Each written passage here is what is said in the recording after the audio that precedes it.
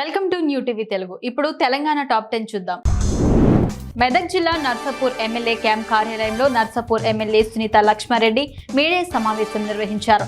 ఈ సందర్భంగా ఆయన మాట్లాడుతూ ప్రభుత్వం ప్రకటించిన డిఎస్సి పరీక్షలను వాయిదా వేయాలని, లేదంటే నిరుద్యోగుల పక్షాన బీఆర్ఎస్ పార్టీ పోరాటం చేస్తుందని ప్రభుత్వాన్ని హెచ్చరించారు. నిరుద్యోగులకు ఇచ్చిన హామీ మేరకు జాబ్ క్యాలెండర్ విడుదల చేయాలని ప్రభుత్వం డిమాండ్ చేశారు. రాష్ట్ర ప్రభుత్వం బీసీలకు పెద్దపీట వేస్తుందని రాష్ట్ర బీసీ సంక్షేమ ట్రాన్స్పోర్ట్ శాఖ మంత్రి పొన్నం ప్రభాకర్ తెలిపారు.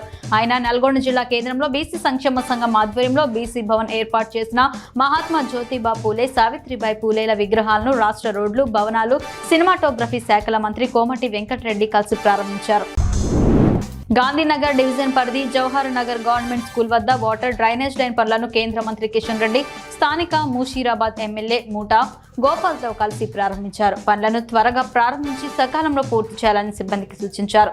నాణ్యతతో రాజీ పడకుండా పనులను పూర్తి చేయాలన్నారు. ఈ కార్యక్రమంలో స్థానిక కార్పొరేటర్ పావని వినయ్ కుమార్ గౌడ్ తదితరులు పాల్గొన్నారు.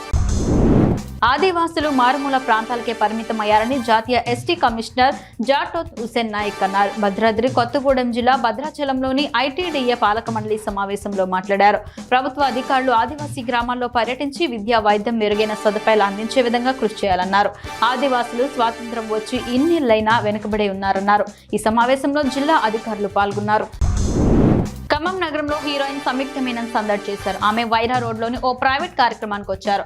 దీంతో ఆమెను చూసేందుకు అభిమానులు భారీగా తరలివచ్చారు. ఆమెతో సెల్ఫీలు దిగేందుకు అభిమానులు ఎగబడ్డారు. దీంతో ట్రాఫిక్ కు తీవ్ర అంతరాయం ఏర్పడింది. ట్రాఫిక్ పోలీసులు ట్రాఫిక్ కు చక్కదిద్దడానికి నానా ఇబ్బందులు పడాల్సి వచ్చింది. కొమరంభీం జిల్లా హరిజన మండలం గోలేటి, రెబ్బన మండలం గోలేటి టౌన్షిప్ లో బీజేపీ ఆధ్వర్యంలో మోడీ ప్రభుత్వం కేంద్రంలో మూడవసారి గెలిచిన సందర్భంగా కృతజ్ఞత సభను ఏర్పాటు చేస్తున్నట్లు బీజేపీ జిల్లా అధికార ప్రతినిధి కేసరి ఆంజనేయులు గౌడ్ తెలిపారు. ఈ సభకు ముఖ్య అతిథిగా ఆదిలాబాద్ ఎంపీ గోడెం నాగేష్ హాజరు కానున్నట్లు ఆయన పేర్కొన్నారు. బీజేపీ నాయకులు, కార్యకర్తలు ఈ సభకు హాజరు కావాలని కోరారు. బేలా మండలంలో ఏఎస్ఐ జీవన్ కుమార్ సిబ్బంది గిరి విఠల్తో కలిసి వాహనాలు తనిఖీ చేస్తుండగా వాహనంలో అక్రమంగా తరలిస్తున్న సుమారు 20 క్వింటాల రేషన్ బియ్యాన్ని పట్టుకున్నట్లు సీఐ సాయినాథ్ తెలిపారు.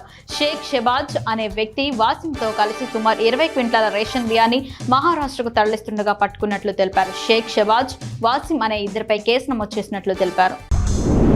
ఓల్డ్ సిటీలో మొహరం వేడుకలకు police commissioner Kothakota Srinivasa Reddy, additional CP Vikram Singh Maan, traffic additional CP Vishwaprasad హాజరయ్యారు. ఈ సందర్భంగా స్థానికంగా దట్టీలు సమర్పించి ప్రత్యేక ప్రార్థనలు నిర్వహించారు.